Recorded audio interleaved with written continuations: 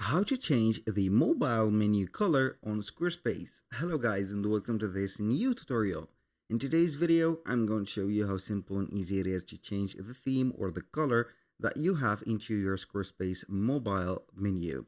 So we are going to head over to squarespace.com, sign in for an account as always, select the website that we want to do the process for, and then you are going to head over the, as you can see, the dashboard of it. So from here, we're going to head over the left side of the screen, select website. Now from the website, you're going to find here pages, styles, assets, and etc. But we do not need them as much as we need the button edit. And in addition to that, before I click on edit, I need to click on the mobile view.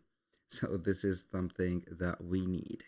Now, once we have did that, I'm going to show you the color of the mobile menu here. It is going to be situated in this hamburger menu. It is white and it has a login or only one menu item, which is going to be login because I have removed my navigation bar. So I click on edit. Now I click on edit site header. Then we're going to view menu. You can edit the design of the layout or the header itself, change the color of it, but I'm going to click on view menu. So when you click on view menu, you can click on edit design.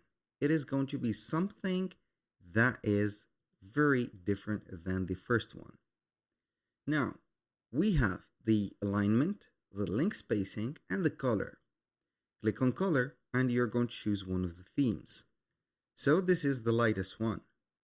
I'm going to change it maybe to dark 2. You're going to see the difference. This is dark 2. I can go ahead and change it to bright 2, bright 1, or darkest 1, or whatever. This is how we can change the color. If I want to change the lightest one, for example, to another color, navigation link section background, for example, I can go ahead and have it as a custom red, like this. I can go ahead and have it like that.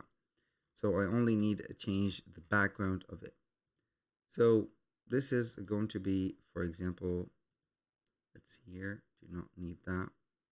So it is going to change to the red as long as you are going to put the background. So the background overlay, let's see.